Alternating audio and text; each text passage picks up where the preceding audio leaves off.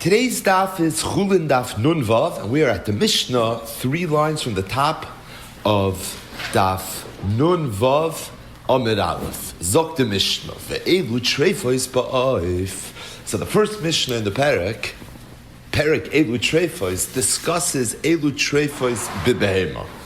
Yudches treifos, avois of treifos, toldos of treifos. This Mishnah is discussing not the treifos b'behema, but rather the treifos ba'oif. Stating there, Rashi points out right in the beginning, based on a Lashon HaGemara later in the daf, and that is that all the treifos that are mentioned by behema are also treifos ba'oif. So really, the Mishnah that says Elu treifos ba'oif is merely going to add additional treifos to the treifos we're already aware of. But just like Nikra Krum HaMoyach or Nekuvas HaVeshet, etc., are treifos when it comes to a behema, they're going to be treifos when it comes to an oif as well. So says the Mishnah, Elu treifos ba'oif, Nekuvas HaVeshet, Upsukas HaGargeres. If there's a nekev in the esophagus, even a mashu, that makes the oif a treifa. If the gargeres, the kana, the trachea is severed, a nekev is not enough, it too would make the animal a treifa. Incidentally, Rashi asks the obvious question, that if all the treifas b'behema are treifas ba'oif, and the Mishnah, we're going to see, is not going to list all the treifas that we had already on Daf Mem Beis Amud Aleph, so why does the Mishnah have to chazer nekuvas haveshet or psukas hagargeres? I know that from the Mishnah on Daf Mem Beis. So Manavshach, if we're going to repeat all the treifas b'behema by the oif, because they are treifas ba'oif, then repeat all of them. And if not, why are we repeating Nekuvas Haveshet and Psukas HaGargeres? So Rashi says a very gishmak pshat. He says that there would have been a havamina that the only time a nekev in the gargeres does not make a treifa, meaning you need Psukas HaGargeres, that's a behema. A behema, in order for it to be a proper shchita, you need shchitas beisimanim, the veshet and the kana. In other words, if the kana itself had a shchita, that would not be considered a proper shchita, because the chiyus of a behema is totally more in the veshet than in the kana. But the point is that if something happens to the kana in and of itself, it does not constitute a shchita as it relates to behema. So you would have thought that it's for that reason that a nekev in the kana doesn't make the animal a treifa. But in oif, where all you need is shchitas simen echad, and we paskin other, either a shchita in the veshet or in the kana, even though it was machlekes in the Gemara. But the halacha is either in the veshet or in the kana. So you would have thought that by an oif, where if all you need to do is shech the kana, so you see that the life of the oif is tolui in the kana. So maybe a nekev in the kana, that should constitute a treif as well. That's the chiddush. Nekuvas haveshet of psukas hagageres. Hiksa chulda al roisha. If a chulda, a weasel, bit the oif on its head, makam shoysa is a treifa, in an area that it would make him a treifa. Rashi says that means it was keneged the krum shomayach. It was near the brain, a puncture in the membrane that encases the brain. We know that from the Mishnah and Daf Mem Beis, makes an animal a treifa. It would make an oif a treifa as well. If a chulda bit the oif in the area of its head, keneged the moyach, that would make it a treifa. And as we're going to see, that line in the Mishnah will be the primary topic of today's daf in the Gemara. Nikava korkavin, if the korkavin, that's the gizzard, that's part of the digestive system of the oif. If it had a nekev, it too would make it a treifa. Nikva dakin, if the intestines were punctured, it's a treifa. Naflu, or if an oif fell into fire, and echrub nemeyeah, and the me'ayim, the intestines of the animal were singed, and they changed colors. Im yeroikim, if they became green, psulim, they're going to be puzzle. Im madumin, if they were red, ksher, we'll see more in the Gemara what that means. Darsa, if somebody trampled on an oif, vitarfa, because if somebody threw an oif against the wall, oishritz the behema, or one oif was fighting with this oif, knocked it down, umifarcheses, and it's clinging on for dear life. If it lives for 24 hours, and then you shecht the ksher, it's going to be kosher. Otherwise, if it doesn't live for 24 hours, it's considered a treifa, or for the 24-hour period, until we know for sure whether it lived or didn't live, it's going to be considered a treifa. And this, of course, parallels the halacha in the Mishnah on Daf Mem Beis Amud Aleph of naflam in agag. There was an idea that a behema falls from a gag, then you have to wait a 24-hour period to see what's going to happen to this animal, to decide whether it's going to be kosher or not. So in a similar vein, if oif was trampled on, it was thrown against the wall, or two oifos were fighting, fighting and something happened to this oif now, so there's this 24-hour waiting period where we're going to have to see whether this animal is going to live. If it survives, we know it's kosher. If not, then obviously it was a treifa. But the point is, during this waiting period for 24 hours, we have to treat it like a treifa. We'll speak out more about that a little bit later. Either way, so the Mishnah had said, Elu treifas ba'oif. So the Kufas HaVeshet, we know what that is. Psukas HaGargeres, we know what that is. We even know now why the Mishnah had a chazir over by Oif, even though we already know by Behema there's a special chiddush that Psukas HaGargeres, a nekev in the Gargeres, no, even by knife. Even though if you shech the Gargeres by knife, it would constitute shchita, but as it relates to treifas, a nekev in the Gargeres would not make the animal a treifa. You would need that it should be Psukas HaGargeres. You need that it should be severed. The third treifa that the Mishnah mentioned by an oif is hiksa chulda al rosha. If a weasel bit or hit the oif by its head, what area of the head, makam she'oisa oisa treifa, in the area where it would make it a treifa, meaning kineged the krum shel mayach, the halacha is we look at it as a treifa. Stating that, a very big machlokes ameira, Rav v'Shmuel the Levi the Amri, that when the Mishnah says hiksa chulda al rosha, makam she'oisa oisa treifa is considered a treifa. It's not an automatic treifa. What it is a suffik treifa. You have to be concerned that maybe something happened. What might have happened? Nikra krum shel mayach. It could be that there's a tear, there's a nekev in the krum shel mayach, and that's something that we need to be concerned about. So what do? We inspect it. Machnes yadei lifnim. So there's a way to determine whether or not the membrane surrounding the brain was actually punctured. You stick your hand inside the mouth of the oif, and you hit up on the palate.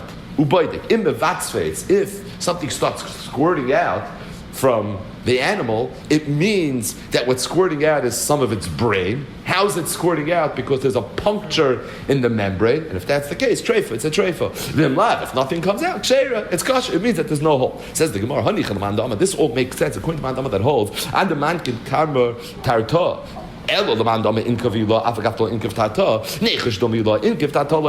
machlokes when we say that if there was a nekev in the krum shel mayach, it makes an animal a treifa, and the same is true for a knife, because whatever's a treifa for an animal is true for a knife. The halachas parallel each other. That the shmachshayla was, it doesn't mean that only the outer membrane needs to be punctured, or does the inner membrane have to be punctured as well? So as we've seen that there's layers of quote-unquote membrane that surround the vital organs of the body. As it relates to the brain, the Gemara talked about an outer membrane and an inner membrane. Now, the nekev obviously came from the outside. The question is, does it have to puncture through the inner membrane as well, or does it not have to puncture through the inner membrane? Says the Gemara, if that's a shayla by behema, presumably it's a shayla by a knife as well. So says the Gemara, if you hold that you need both membranes to be punctured in order for it to be a treifa, so this is a good experiment. Let's see if anything squirts out. If nothing squirts out, it means both membranes were not punctured, thus this animal's not going to be a treifa. This oif won't be a treifa. But if you don't need both membranes to be punctured, and if the outer one is punctured, that's enough to make it a treifa, why is the fact that nothing squirting out a raya that this animal's not a treifa? Maybe nothing squirting out is because only one of the membranes were punctured, not the other. Thus, there's a blockage. There's something inhibiting the mayach from being mevatzves. But why is that a siman that the animal's not a treifa? So hanicha, that's all good. Lamandam adaminkav karmatata. They need even the lower membrane to be punctured. So it's very good that this is a good way to experiment. Lamandam inkavila afagaftala inkavtata. But according to Mandam, that says that if the outer membrane was punctured, even if the lower one wasn't, it's still a treifa. Maybe the outer one was, the inner one wasn't. So the Gemara says, if the outer one was punctured tata, the lower one would give as well. Because agav rukche mifka paka. Because being that we're dealing with an oif, and the membrane, the organs of the oif are very, very shvach, so there's no question that if you push its palate and one of its membranes were punctured, the skull was obviously punctured, how else did the weasel get into the krum of the mayach? That would be enough to make everything fall apart. Thus, it would be a good simon. Amaz Ze'iri said, Ein bedika l'cholda. I disagree with Rav and Shmuel and Levi. Rav and Shmuel and Levi said, and when the Mishnah said, Hiksa chulda al roisha, it's a treifa.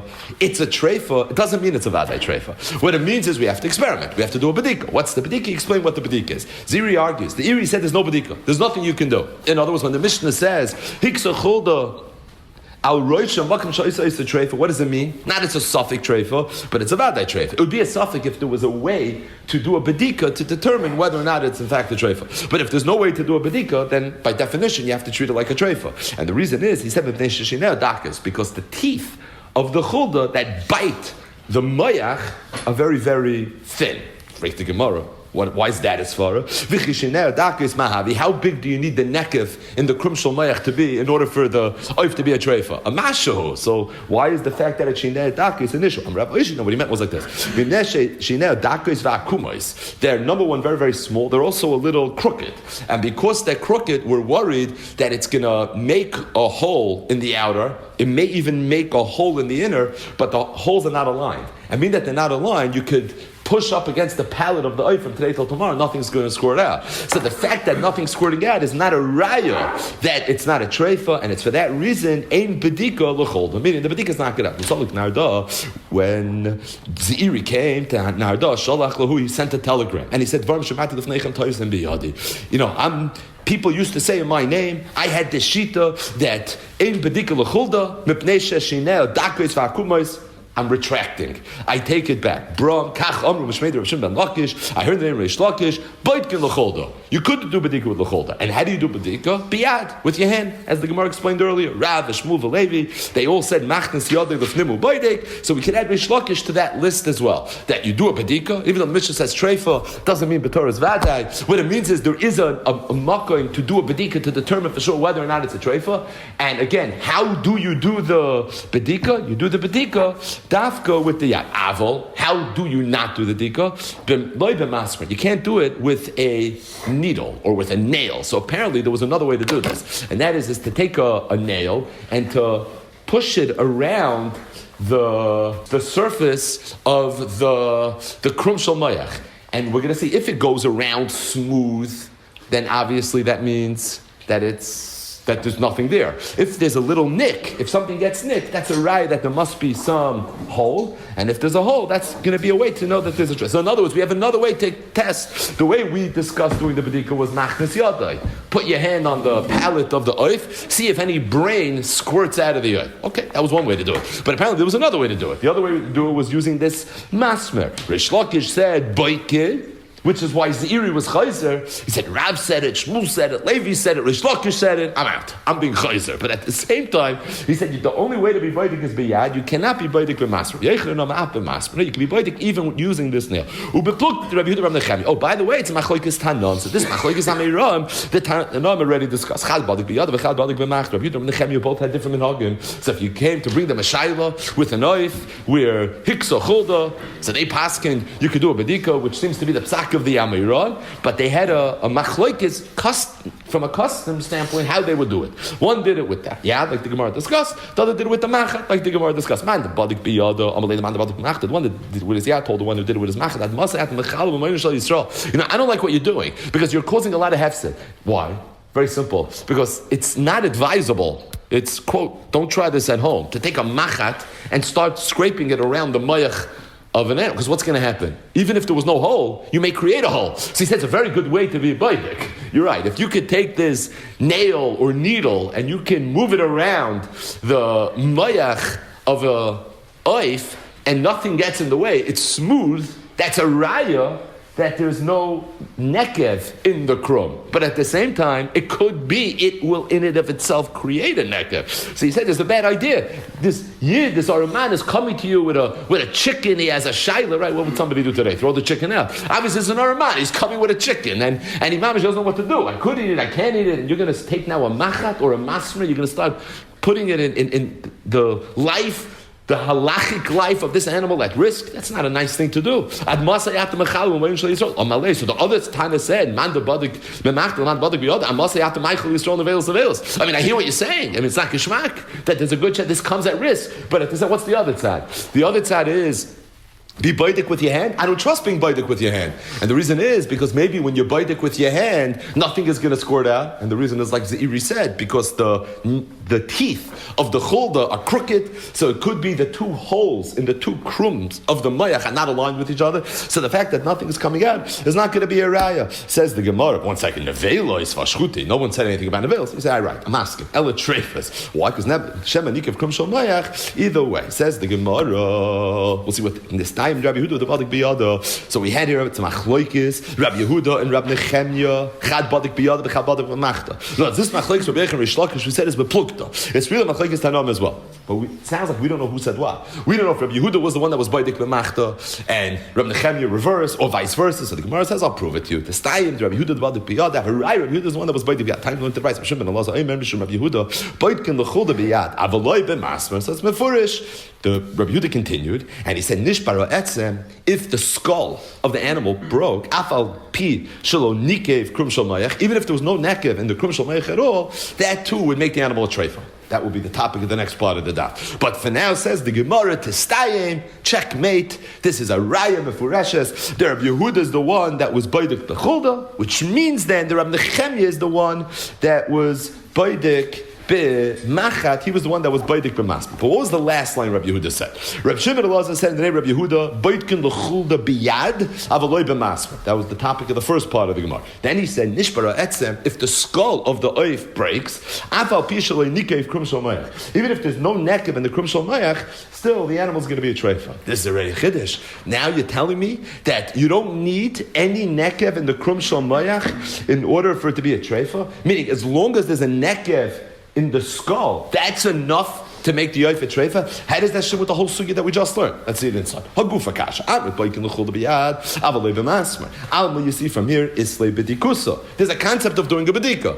What's the bedika? The bedika is the chulda bit the head of the oif. We know for sure that it went through the skull. The question is there a nekev in the membrane that encases the brain or not? So skull. Inside the skull is the brain. The brain is encased by this krum. So we have a shaila now, is there a nekev in the krum shel mayach or not? If there is, then it's a treifa. If there isn't, then it's not a treifa.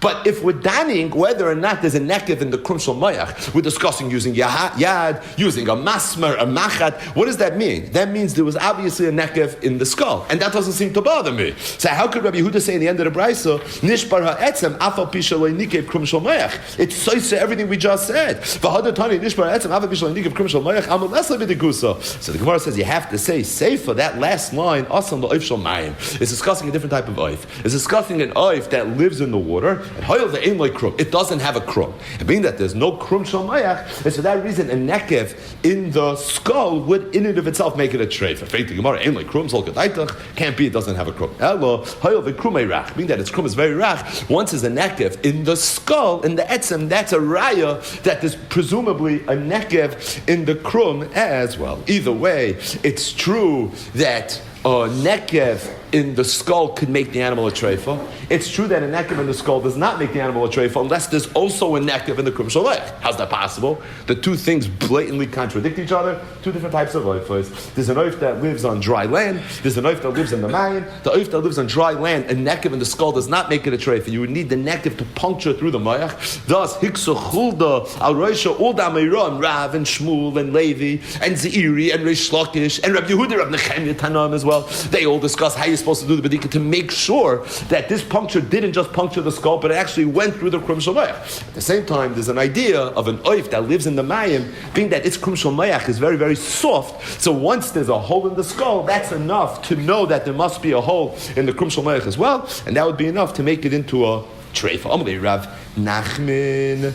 The Rav Anon, Rav Nachman told Rav Anon, Mar Omar, I've heard from you, Rav Anon, that Shmuel badik b'yada machsh, that Shmuel used to do a bedika. Hiksa chulda roisha, so he would do a bedika with his yad. Right? We had it in the beginning of the Amid. Rav is Shmuel v'levi. Shmuel used to do that. V'huna chavernama, Huna said it, in other words, Rav Huna to us, that Rav badik b'yada machsh, that Rav used to do the same thing. It's kasha was Rav Nachman, but honey levi, trevish manu chachamim b'behema, connect them by all the trevish that we have by behema, we have by the oif. Yes, Rav oif, but this one that the oif has that the behemoth doesn't have, and that is nishbar ha'etzem afal bishul nikrav kum shalmayach. That by an adam nishbar ha'etzem doesn't make it a trefer, or by behemoth nishbar ha'mayach nishbar ha'etzem doesn't make it a trefer. You need that it should be nikav kum shalmayach. But when it comes to an oif, the Allah is nishbar ha'etzem afal bishul nikrav kum shalmayach. So what are we doing bedikas for? We know for sure that it was nishbar ha'etzem. So he told him what we just said. Ahuba if shalmayim. That's discussing an if shalmayim however ain't like krum because it doesn't have a krum. Ain't like krum. What the brain is just floating in the skull. There must be a krum. Ela however krum rach,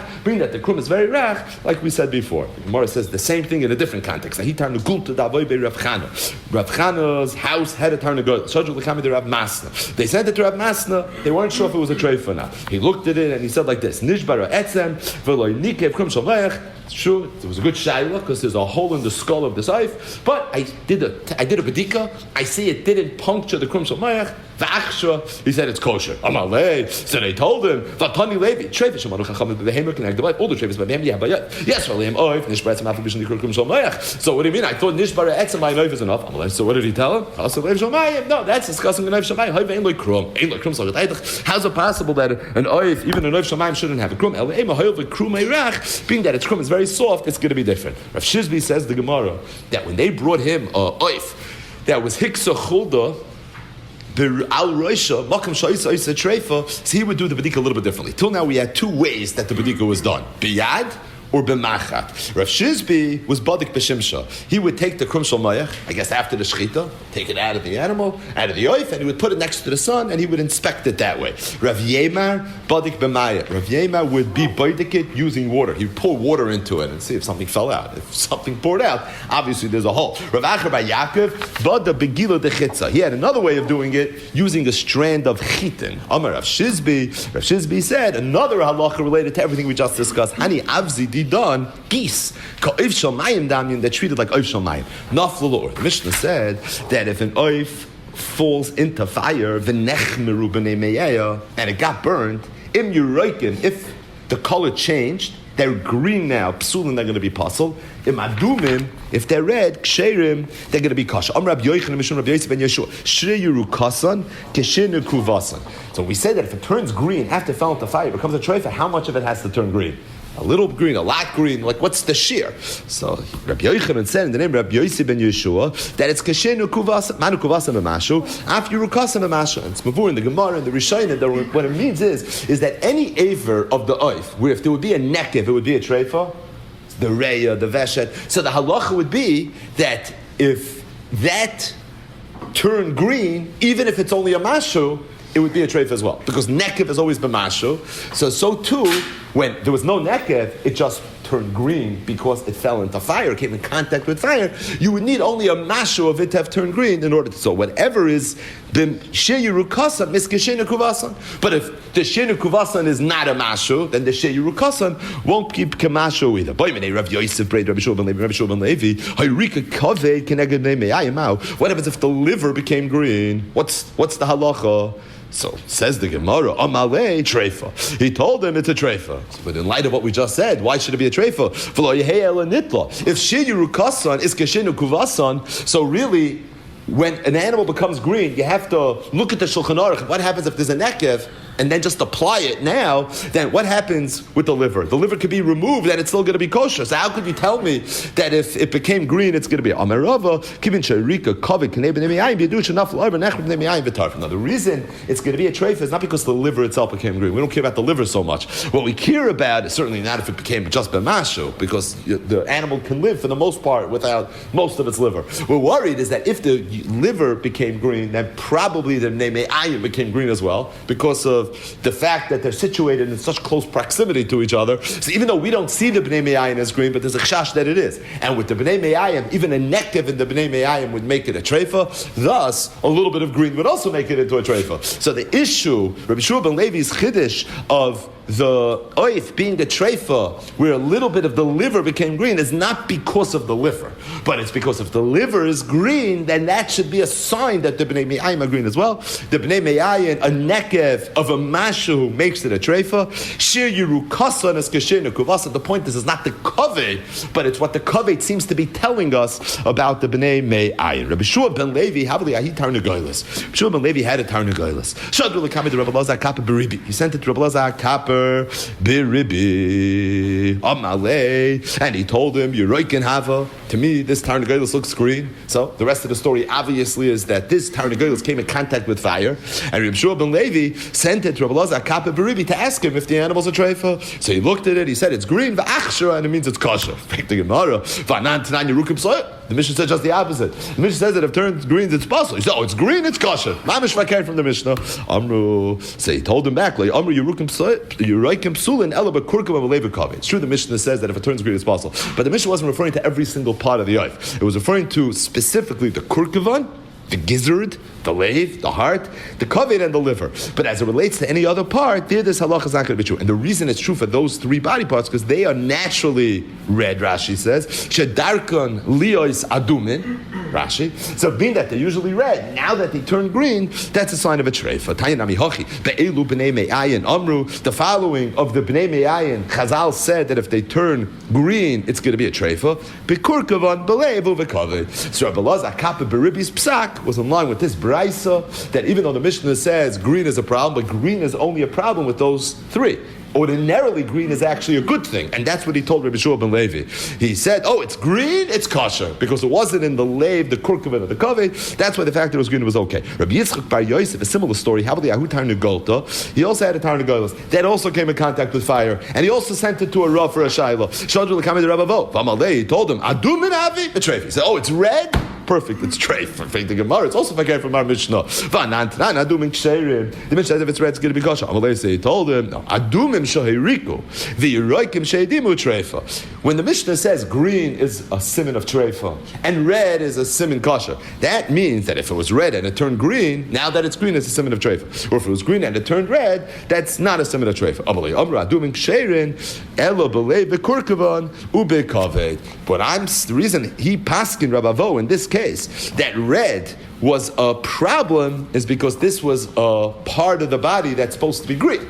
It's supposed to be green, and it turned red. That's when it's going to be an issue. So it's really not green or red. There's no magic to the color green versus the color red as it relates to Hilchas Treifas. But rather, the point is, the nekuda of the Mishnah is that if an oif comes in contact with fire, we have to start examining the internal organs. If they changed colors, they went from a more greenish color to a reddish color, or from a more reddish color to a greenish color, that's going to be a problem. If they did not change colors, then it's going to be okay. Amar Rav Shmuel bar Chia, Amar Rav Mani. Adumim shahiriku v'sholku v'chazru v'hedimu. What happens if there was a part of the oif that's usually red, came in contact with fire, it turned green. Then they cooked it, and lo and behold, it was red again. So the halach is ksheira. What do you mean? It had been green. So why don't we say that being that it was green for a short period of time, that makes it a treifa? My taima kutra ayilbo, because what we're allowed to assume is that even though it came in contact with fire, it wasn't a siman of treifa that caused it to change color, but rather because it was also in contact with smoke, the smoke was what changed its color. And therefore, when you cooked it, it came off right away. The point is, if the color goes back to its original look, as soon as you cook it, that's a sign that the discoloration was not a siman treifa, but it was more a sign of the fact that it was in the presence of smoke. As a result, it's not a siman. We could take this principle, we can apply it a little bit further. What happens if there's a part of the oif that's usually red, it came in contact with fire, nothing happened, it didn't change colors. So far, so good. Fisholku, then they cooked it, vohiriku, and it changed colors. Treifa, I think it should be treif now.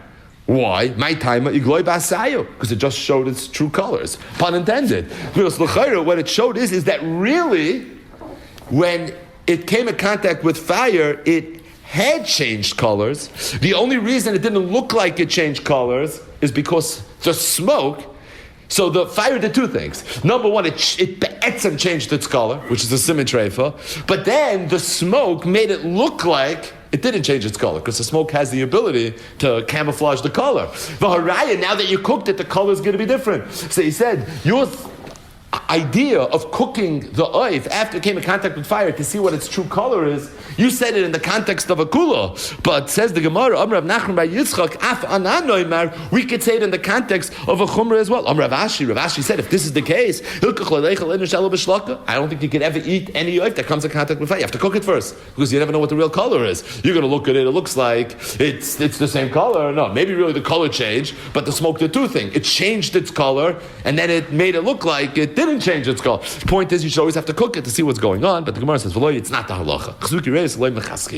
You're not mechuyev to assume that something happened. So if the oif comes in contact, and this is very important, you saw it in all halacha, that if an oif comes in contact with fire and nothing seems to have happened, you don't have to start cooking it, you don't have to start doing bedikas, because as far as I know, nothing happened. It's only when it looks like something may have happened, that's when you have to start being concerned. What happened? So if there was a change in color, okay, so now we're ready. You cook it, but the point is that if, as far as we know, nothing happened, you don't have to assume that maybe two things happened, and that's why it looks like nothing happened. No, the Mishnah said that if an oif was trampled on, it was thrown against the wall, there were two oifs that were fighting, so the halach is there's this 24-hour waiting period that we have to wait around. For 24 hours, it's a problem. After 24 hours, we see what happens. Even if it ends up living 24 hours, you're still going to have to do a bedika, meaning after we shach the animal, you have to kill it right away, but after you shach this oif, then you're going to have to do a bedika similar to the halachas that we saw last week when we went through the Gemaras of Nafla min Hagag, exhale. So before we go weiter, just one ha'ara. And this is really an important kloli, is type of ha'ara as it relates to the sugis of treifus. But let's just segue it from the last Gemara that we just learned. So the last treifa mentioned in the Mishnah on Daf Nun Vav Amud Aleph, and the Mishnah that discusses not the elu treifas bebehema, not the elu ksheris bebehema, but rather the elu treifas ba'oif, said that dorsa v'tarfa b'koisel oisheritzisa behema. So an oif took a little bit of a beating. Somebody stamped on it, somebody threw it against the wall, there were two oifas that were fighting, and it's mefarcheses, something clearly happened to it. So the halach is for 24 hours, we have to treat this as a treifa. You have to wait 24 hours, it's only after the 24 hours that it's going to be okay. The Gemara said that even though you're allowed to eat after 24 hours, but you still have to do some sort of bedika. Ordinarily, we're not chayish that something might have happened. In this case, we have to be concerned. Now, what are we concerned about? So, l'chura, we're concerned about the same thing that the Mishnah was concerned about on Daf Mem Beis Amud Aleph when it discussed the elu treifas bebehema, and the Mishnah mentioned Nafla min Agag. What was the halach of Nafla min Agag? We saw a whole block Gemara where the Gemara discussed. We're worried about risukei varim.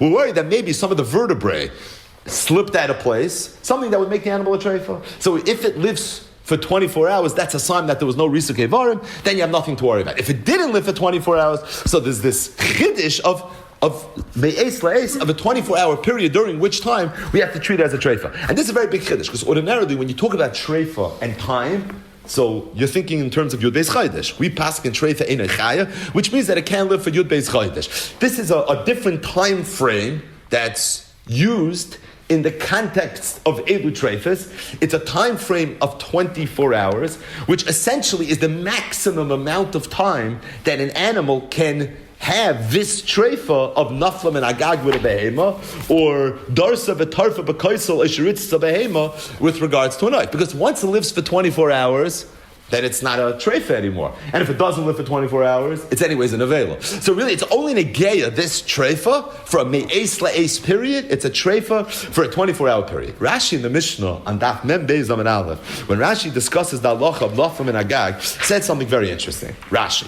nafla min agag, v'shachta miyad treifa. Afal pisha ein sheven nirub. Even though right now you don't see that anything happened to the behema. Chayshishin, we're concerned, shenisrasku v'nisparku evareh. We're concerned that if you would do a proper internal examination, you would see that something's off. Zok tehil Rashi. Ve'ein tam b'treifas. I want you to know that there's no svara to treifas. Sha'halach l'maysh misinayim. It's all halacha l'maysh misinayim. And that's why, don't ask any kashas when it comes to this halacha of nafla min agag. What does it mean, 24 hours? No, ain't tam b'treifas. There's nothing you have to worry about. And all the achreinim are bothered that why did Rashi, right here, with regards to the treifa of nafla min hagag, decide to tell us, ain't tam b'treifas. Sha'halach l'maysh misinayim. Now, whatever exactly that means, it sounds like Rashi should have said it right in the beginning. Elu treifas. So Rashi should should tell a shir kloli, a psicha, an intro to Perikei L'Treifus, and he should tell us, ain't tam b'treifus. Shalach l'moshe b'sinai. No, we went through the Kuvas Aveshet. Rashi didn't say anything. Psukas hagargeres, nikav krum shal moyach, nikav alev lebeis chalaloi, nishbra hashedra, nifsak achutshela, nital akovit, etc., etc., etc. We come to Naflam in Agag. Comes again Rashi, and Rashi says, I want you to know, ain't tam b'treifus. You know why? Shalach l'moshe b'sinai. There was obviously something bothering Rashi as it relates to this particular treifa that Rashi felt that right here, I need to tell you, in order for you to understand Naflam and Agag, and something shouldn't really, really bother you, you have to understand this Yesod. And that is that ain't tam b'treifus, because they're all Allah l'moshe b'sinai. So the Lev Aryeh, in his Pirush right here, Masechtas Chulin, classic work on Masechtas Chulin, he asks this kasha. The Yesh L'Daktik, the Lama Kasev Rashi is al dafka hacha, hachta Allah l'moshe b'sinai. V'loi b'shar treifus, the nishnu mikoidim, v'achakach. V'yesh li'ashav, apim asher nitztapakti, b'ach treifus the nefula. As it relates to the treif of nefula, shu machmas, what's the Yesod of the treif of nefula? Shechoshishin shemenis rasku evarav. We're concerned that maybe something happened. So he says, I always had a suffix. How do you understand this treifa of Naflam and Agag? Imu treifa vada'is, or Irak treifa misafik. During that 24-hour period, which is the period where an animal has the treifa of Naflam and Agag. Once 24 hours pass, it can't have this. It's a 24-hour treifa. During those 24 hours, is this animal a vadai treifa? Or is it a suffix treifa? Tremendous nafkaminas lahalach. The Rambam shita is that suffix deraisa you only go lechumra midrabanan. If there's another suffix, you could start clearing sveikas. So the nafkaminas are endless. And the Levari wanted to know: is it a vadai treifa during those 24 hours, or is it a suffix treifa? On the one hand, it would make a lot of sense that it should only be a suffix treifa because we're not sure what happened. Shema nisrasku evarav. What's the lashon haGemara? Chayshish and shema nisrasku evarav. So if the whole thing is a chash, it certainly sounds like it's a suffix treifa. But then again, the Mishnah says elu treifas bebehema, and the Mishnah mentions it as it says the shub matzasi achakach lebral prima godim shenestapik b'zeh the heavy b'shem elavush the sphere lay david treifa vadei doiraisa. Ayin sham. Ulanias taiti nir lahavi raylazeh midachashiv have treifas den a fulu b'teich shtar treifas the masnissen. Being that it's mentioned in our Mishnah, the kulam havi treifa vadai. So it sounds like it's a treifa vadai. Ukahai gavna kosa beplacey. The placey has a different kasha. Why did the Mishnah not mention that if the animal lost its upper jaw, that should be a reason that it should be a treifa? Zok the placey mishum the chashiv rak treifas vadai v'loy treifas safik. Ayin sham. Vimkein al karchach the treifas nefula havi treifa vadai. Ella, but says the Levarie, although the Prima Godim says it, and the crazier Placey says it, and I happen to think that way as well, Zok the Levarie, it's very mashman that way, because the Mishnah is discussing Treifas Vadai, not Treifas Safik, and Naflam and Agag is mentioned in the Treifas Vadai, but if you think about it in Svara, Eina Svara Mechayeves came, the Lama Yeh Treifa Vadai, Ha Be'emes Hu Rak Safik, V'chshash Shema Nisrasku Evarav. It's a chash. Maybe something happened. Maybe something didn't happen. There's a very good chance that nothing happened. If nothing happened, there's a perfectly healthy, and we're going to find out in 24 hours. It's not such a long waiting period. We're going to soon see there's a good chance nothing happened. Even during the 24 hours, if it gets up, if it wants to get up, if it thought about getting up, remember the Gemara? So that would already be enough for it not to be a treifa. Okay, there's a chash, but also maybe nothing. So why would that be a reason for us to look at it as a vadai treifa? Zok the Levari, ulezeh tikein Rashi kam. That's why Rashi felt I have to tell you, Yisoi, in order for you to understand Naflam and Agag, not the concept of Naflam and Agag, but why Naflam and Agag, which is really predicated on a chashash that something might have happened, is treated like a treifa vadai. That's why Rashi said the intam betreifas. Sha'aloch l'moishe misinayim. Dahainu sha'aloch l'moishe misinayim hoyekach shemachmas chashash derisa kevorim yeh nefula treifa vadai ubeemes intam bedover. Kach niroli bekala hovim v'ayman shekasafti oy bezel l'kamand afnan aleph amid aleph haflo v'fellow. So says Levari, you want to know why Rashi spoke it out over here? Because Rashi was not just merely coming to explain the concept of treifas. Treifas Allah l'meish v'sinai. The Gemara is going to talk about that. But Rashi was coming to explain was something specific about Naflam and Agag. That Naflam and Agag isn't just treated as a suffix treif. It's treated as a vadai treifa. In Svara, it doesn't make sense. So Rashi, if treifas was Svaras, you'd be right. It wouldn't make any sense. But treifas are not Svaras. Treifas are Allah l'meish v'sinai. You mean that it's Allah l'meish v'sinai? It's not a kasha. The emphasis is that this is a very important Rashi. And this Rashi is really the basis to the Rambam and the end of Perek Yud Hilchos Shchita that we've spoken out many times throughout Perek Elu Treifas. And that is the Rambam says that the Chol Elu Shemanu va'amru shehein treifa all the treifas that I mentioned in the Mishnah, even though we know today, based on modern medicine, that some of them don't die, and some of them may live. What do you mean? So shouldn't that be makrish? And shouldn't that force us to rewrite the Mishnah Berak Elu Treif? Should have a new list based on modern medicine. Says the Rambam Chas v'Shalom. All we have is what the Chachamim guided us with. And really, if you think about it, at first glance, it's Sarach Bir. What's the pshat in that? I mean, at the end of the day, there's a svara behind Treifa. It doesn't sound like it's from the Chukei HaTorah. Maybe it's from the Chukei HaTorah in terms of why there's a halacha of Treifa. But at the end of the day, we know what Treifa is. A Treifa is a defect that an animal has that's going to cause it not to be allowed to live. Yud Beis Chaydish. I mean, we saw it from all the Gemaras. We also saw in the Gemara Daf Mendalim and Aleph that to the extent that there's a refuah for this treifa, that is in and of itself a reason for it not to be a treifa. So if in later years refuahs were developed, that should be up. The teretz is this Rashi. The teretz is ve'ein tam b'treifas. Shalach l'mayshim v'sinayhem. Does it make sense why a naflam and a gag should be treated as a vadai treifa? No, it doesn't even make sense. The teretz is it's alach l'mayshim v'sinay. Ve'ein tam b'davar, and it's for that reason. Even though now it was already neschadish refuahs for a lot of the treifas, that should not impact anything, because at the end of the day, what matters is what the halacha l'Moshe Messinai was. And the halacha l'Moshe Messinai is elu treifas, and being that that's the case, it doesn't matter what would change at a later date, the halacha would always be that way. But I'll tell you something very interesting. There's another Rambam. There's a Rambam in Hilchas Reitzeach V'Shmiras HaNefesh. It's Perek Beis Halacha Ches, and that Rambam's discussing Hilchas Treifas, but not Treifas b'Behema, rather Treifas b'Adam. So the laws of Treifas govern Behemas, obviously. Perek Elu Treifas is a Masechtas Chulin. But there are also halachas scattered in Shas that deal with an Adam that's a Treifa. For example, if somebody kills a Treifa, a Hoyri gets a Treifa, the halachas is Patim Midinei Adam. The reason is because this person didn't have the ability to live. The Rambam in Hilchas Reitzeach Perek Beis Halacha Ches brings this halacha. He says as follows: Somebody kills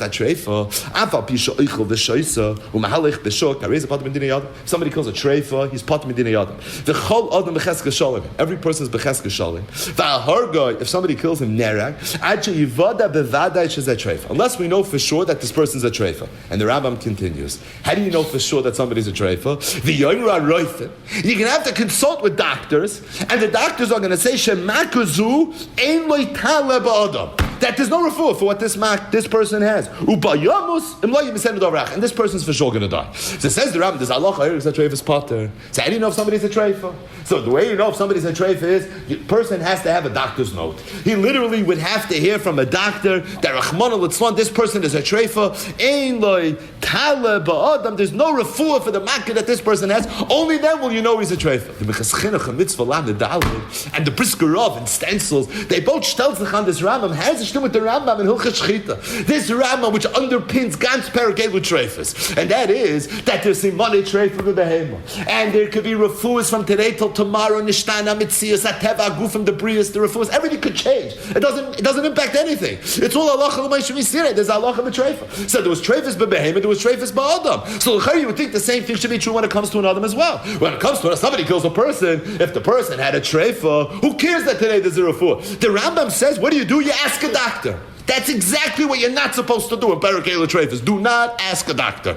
Nobody cares what the doctor has to say. The doctor's going to tell you that Nafal and Agag is a Vadai Treif. Of course not. He's not going to tell you that. The Torah says we don't care. There's so many of these makkahs today that we have refuahs for. The whole shaila with the DA. I mean, today there's no shaila, there's refuah for that nekev in the keva. That's not a problem. They stitch it up. These animals live for a long time. That's not the problem. The pro cares. It doesn't matter. At the end of the day, a nekev in the keva is a problem. It in of itself is a reason that it should be a treif. Nobody said animals with sirchas can't live, but it doesn't matter. They can live. Who cares? It's irrelevant. A nekev in the reya makes an animal a treifa. Here the Rambam says, mamish faket. It's unbelievable. How could not? It's a pella. So you know what you do? You ask a doctor. It's mamish faket from everything that we thought. It says that you see from here that Rambam in Hilchas Shchita was only to get behemoths. It wasn't true with regards to Adam. But the Briskerov said it very sharp. The Briskerov said it very briskish. Said the Briskerov that you see from here that it's choluk b'yasoid, treifas the behema, and treifas the Adam. How so? Treifas the behema is, like Rashi says, it's svara,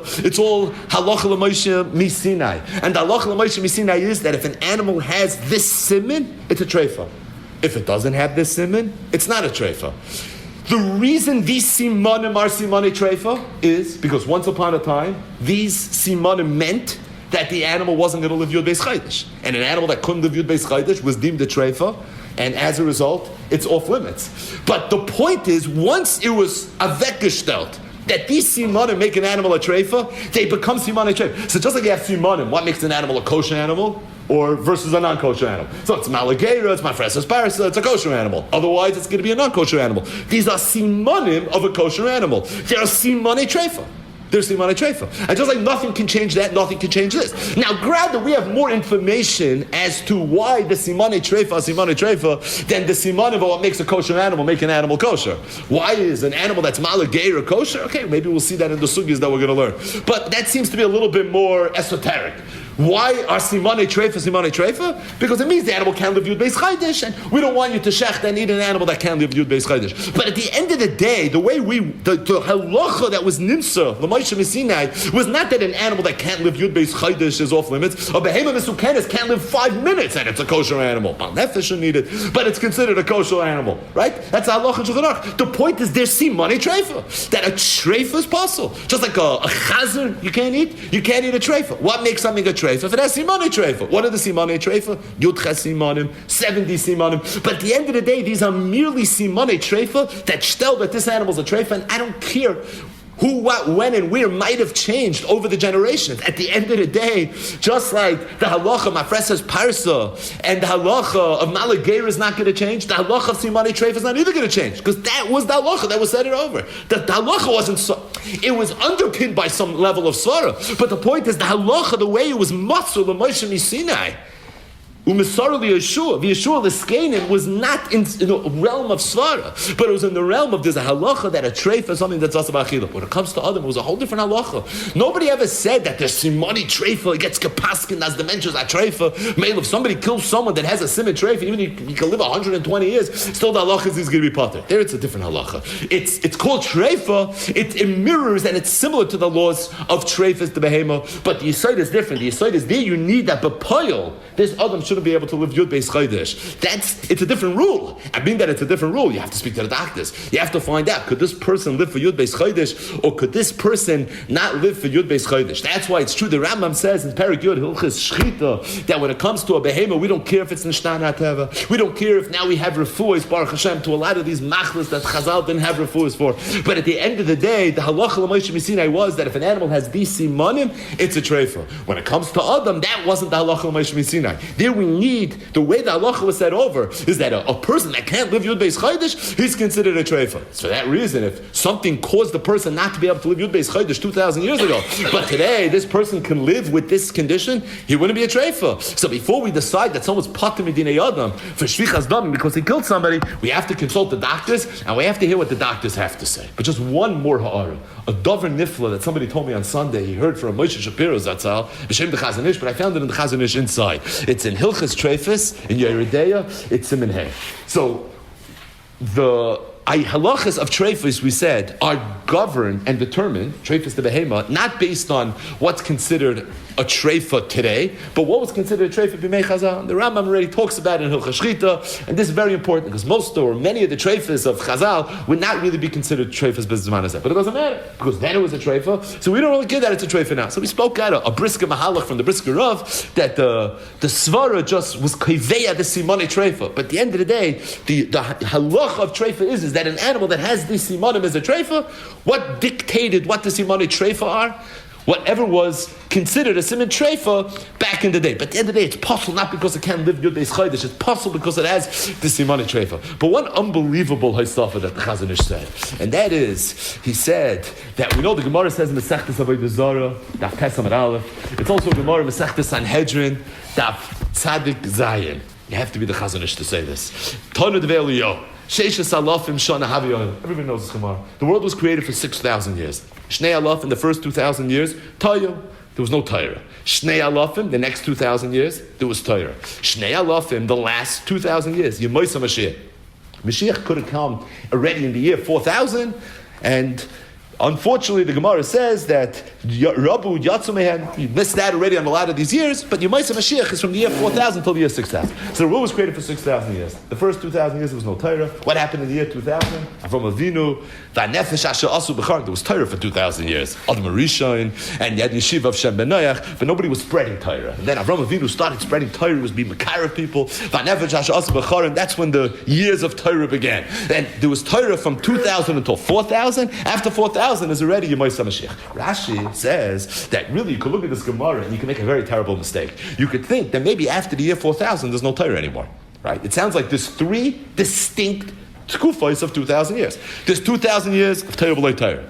Then you have the last 2,000 years of Yemais HaMashiach. The middle 2,000 years are years of Torah. Right? The latter 2,000 years, or latter 4,000 years, were not Torah b'lei Torah. The first 4,000 years were not Yemais HaMashiach. So you would think the first 2,000, the last 2,000 are also not years of Torah. So Rashi Chalila to make such a toys. Avada, even though from the Gemara it's a little mashman that way, but of course in the last 2,000 years is Torah. There was Torah from the year 2000 to 4000, and there's Torah from the year 4000. Torah b'lei Torah, that was unique to the first 2,000 years. Yemais HaMashiach was unique to the last 2,000 years, but as it relates to Torah, Torah began in the year 2000, but it didn't end by the year 4000. It extends itself until the year 6000. But the Marsha in this Chedushei Haggadis in Perek Chelik, in Masechtas Sanhedrin, Daf Tzadik Zayin, we've spoken this out many times, says not mashma that way from the Gemara. The Gemara is mashma that there's three unique periods of 2,000 years. There's 2,000, 2,000, 2,000. If that's the case, it's mashma then that in the latter 2,000 years, from the year 4,000 to 6,000, which is the tkufa that we're living in right now, there's no Torah. What does that mean? There's no Torah. So he says, because the pasuk says in Eicha, Malka v'sareo b'goyim ain't Torah.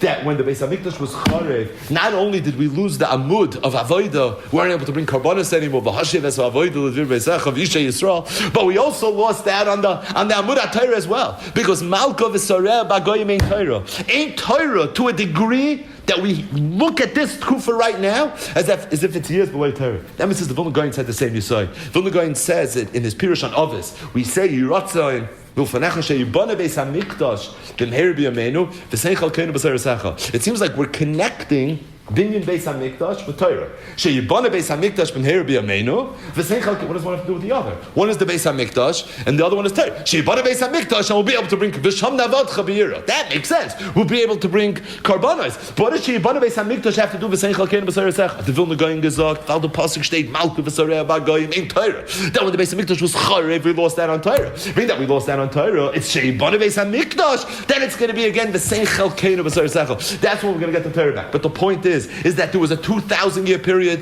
where there was Torah. Real Torah. After that, what we have now is a diluted version. It's we're living in a tkufa of Malka v'Soreh b'Goyim ein Torah. Hat the Chazon Ish gesagt that every single halacha of Torah is unbelievable. Was decided during that 2,000 year period. So there was a 2,000 year period of Torah, and the halachas of Torah were hukva based on what existed during that period. Because what are you going to tell me? Now the Mitzvah has changed in the year 5,700 and whatever, so now that's going to be a reason that we should rewrite the laws of Treifus. We're living in a tkufa of ein Torah. Torah has to be determined during the 2,000 years of Torah. Unbelievable. So during the Alpayim Shana of Torah, we can decide Hilchas of Torah. So you want to decide Treifus? During those 2,000 years, we could sit down and we could determine, we could decide all the halachas of Treifus. But what happens after the year 4,000, being that this is a tkufa of Malka v'Soreh b'Goyim ein Torah, it doesn't really matter what happened. And the emes is that the Chazon Ish says that it was clear in the Gemara that any machla for which there was a refuah would not be considered a treifa. So says the Chazon Ish, we know that Chizkiyahu HaMelech had a sefer refuahs. Meaning there were refuahs in the world. There's refuahs for every machla.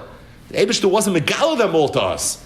The Karev, we should be zeicher to it, but unfortunately, we don't have it. But the point is, there were refuahs to all the machlas. So if that's the case, how do you understand it? What, you're going to tell me that all the treifas that were nimsa l'moishem Sinai there were no refuahs for? We know there were refuahs for. So he says, what matters is what was nisgala during this period of the 2000. Regardless, Ayin Sham, it's kedai to see it inside. It's in the Chazon Ish Siman Hey. Again, something you have to be the Chazon Ish to say, the cook of a gadol adar, of a gadol and Torah. It's unbelievable. He said that the halachas of treifas had to be decided during the 2,000 years of Torah. What happens today doesn't matter. Nishtana teva, nishtava mitzvah, these are all nice svaras. These are all things that there's raid on and there's Hilpul, and it doesn't just govern Hilchas Treifus, it governs so many different halachas. But at the end of the day, the Chazon Ish said that this is all after the year 4000. After the year 4000, these are years below Torah, because Malkuv Rebbe Goyim ain't Torah, and as a result, it doesn't really matter what we find out. What would have mattered is what would have been determined dafka during that period.